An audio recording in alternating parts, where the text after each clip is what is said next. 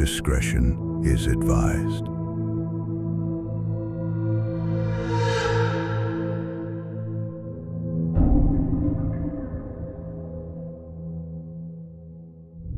I don't exactly remember why I kept going back there.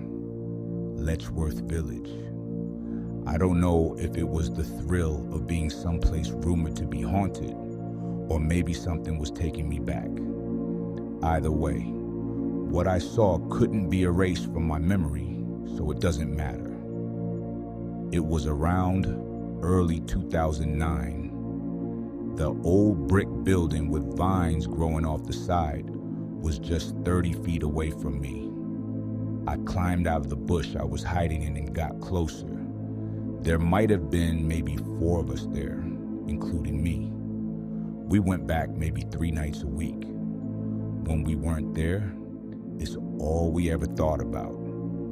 I wasn't exactly looking for anything, but as I said before, I don't exactly know why we kept going back.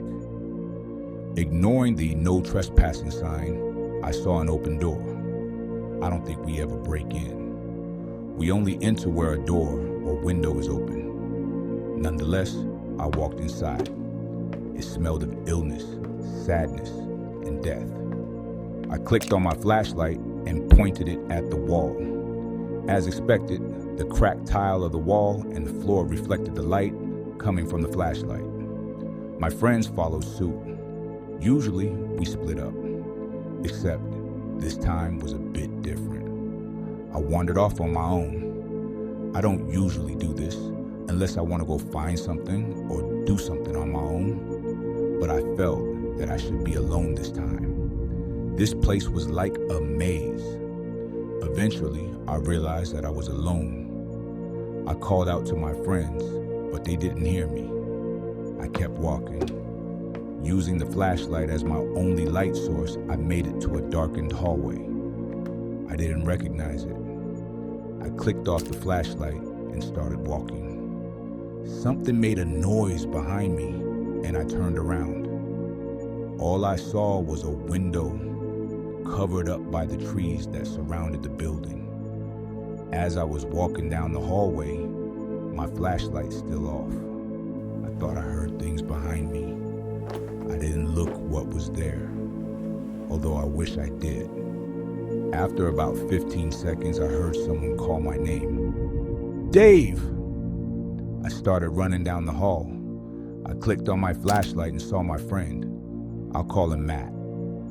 Matt looked really scared. He said, "Didn't you see what was behind you?" I immediately turned around but saw nothing. "No. What was there?" I replied. I don't exactly remember what Matt said, but what I remember is that whatever was walking behind me was about 7 feet tall, had no arms, bent back legs, and piercing white eyes. Since it was completely dark, and the only real light was coming from the window at the opposite end of the hall, we never actually knew what it looked like. It could have had a face or clothes. What I find to be the weirdest part of this story is what happened when I was driving home. I had been driving for about 10 minutes, listening to the radio. It was almost 2 o'clock in the morning. All of a sudden, the radio cut out. When it did, I heard a deep voice. I don't know if this was a 7-foot man or something else haunting the building. The voice I heard was so low quality, I couldn't hear what it said. The radio came back on afterwards. The 7-foot man still remains a mystery. I never went back there. My friends did. They never saw it or any signs of it. But every time they come home, their radio cuts out and the deep voice comes back. Nobody knows what it wants. Sometimes I see it out my window, but as soon as I focus, it's gone. Maybe one day I'll know what it is, but for now, it's only a mystery. There are only a few days left until Christmas. My parents and I finally finished decorating the house. All exhausted, I went to bed much earlier than usual. A gentle fire kept my room warm. It was mostly dark except for one part of the room that was lit by street lights that were not far from home. I went to bed and fell asleep very quickly. I'm not sure exactly how much time passed when I started to hear footsteps in the hall. I ignored them at first because I thought it was one of my parents, and then they got louder and louder as they approached my room. The door from my room slowly opened and then closed. There was a silence from one, a silence that can only be heard in the cemetery. It got freezing, which is very weird, knowing that the fire should burn at least until 4 a.m. Although sleepy, I slowly opened my eyes when I saw him. A big black figure standing next to my bed. He had a black coat and a black hat.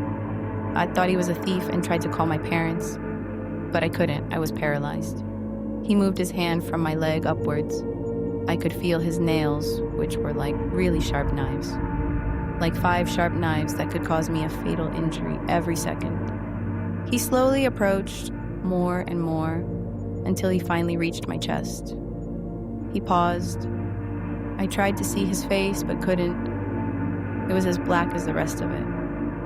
It looked like some kind of shadow, just a lot darker. It reached my chest and I began to breathe quickly with the fear I felt. And then I felt like I was running out of air. It's like I'm choking. I thought that was it, that it's over. I wanted to try one last time to get out of those icy hands. I mustered all my strength and somehow managed. I shouted my parents' names as loud as I could. And before my parents came, I saw him slowly disappear into the darkness of my room. I told my parents what happened, but of course they didn't believe me. Probably no one else would believe me if I told him. After being unable to recover for days, my parents took me to my mom's friend, Dr. Jack. He is one of the best psychiatrists in our city. He told me it was just a dream in which your mind wakes up before your body. That is, sleep paralysis. It happens to other people at least once during their life, he said in a reassuring voice. He even managed to repeat it. I'm not sure how, but there is certainly a way to do it. This time, before that creature grabbed me, Dr. Jack woke me up. You see, it's all in your head and you have nothing to fear. But if you want, you can come to my therapy and we will solve it together. That's what I did. I went to therapy every day for 2 weeks. After that, I almost forgot about it. Almost. Some time passed until I accidentally came across a picture of that thing on the internet. I did a little research and found that many people had seen it. Some even several times. The Hatman wrote on every picture I saw. Nobody knows who he is or what he wants. But one thing is for sure, no one is safe. He can lurk out of any shadow and just wait for the right moment to attack. The moment I read it, I felt again the same cold I had felt a long time ago. I felt like someone was looking at me. I slowly turned my head around until I eventually saw him. He was standing at the other end of my room, waving to me. He's waving at me as he disappears in the dark again. It looks like it's gone, but I'm sure of one thing. This certainly won't be the last time the two of us see each other.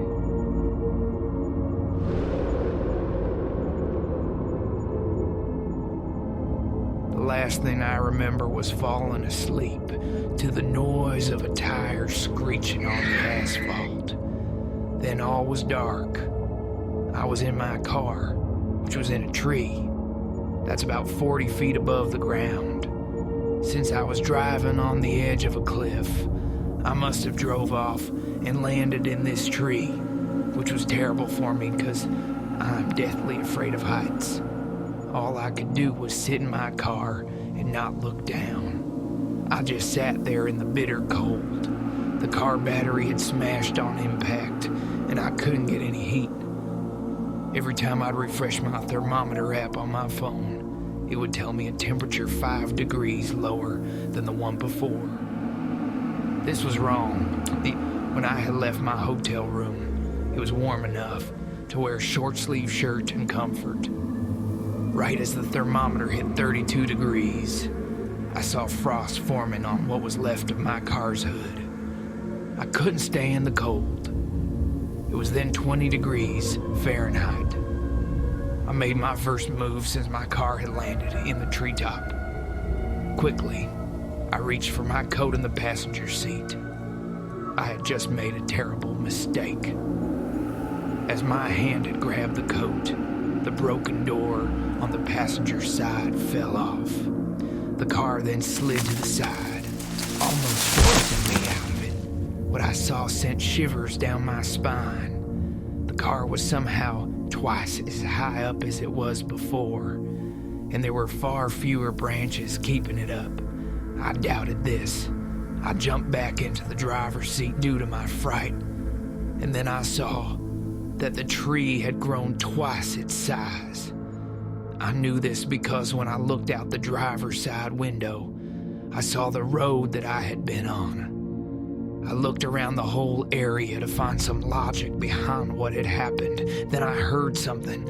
My ears were pierced by an unearthly screech that had the ring of true horror to it. It was like the sound of an animal dying and glass breaking. I covered my ears in an effort to tune out the noise, but it did nothing. The noise was coming from the forest on the cliff. I turned my head to face it and saw something staring back at me. The screeching stopped. It was the creature from my dream. I was frozen in fear. This was the first time I had clearly seen it. I closed my eyes, hoping it wasn't true. I opened them again. Oh God, it was now creeping along the road. I saw decaying corpses of animals strung about its body. Deformed bones and skulls were hanging on its back. What had this thing done to those creatures? What would it do to me? I shut my eyes. I began to cry. I pulled out my phone to capture a picture of it. People need to know this thing is real. When I opened my eyes, it had vanished. I shifted to the passenger seat. The car shifted a little as well, but not as much as I expected. Where was it? I looked around for it, hoping I'd see it, but at the same time, hoping it was gone. Then a knock sounded from the roof of the car. A branch had fallen from one of the trees. It was in the treetops. I quickly snapped a picture of it. The picture, however, was badly distorted, and I didn't dare take another, for it grinned, showing me all of its metallic teeth. The branches of the tree were receding back into the trunk. He was controlling the trees. Then my car began to shake. I jumped in the back and braced myself on the driver's seat. The car slid for a bit, then it plunged into darkness.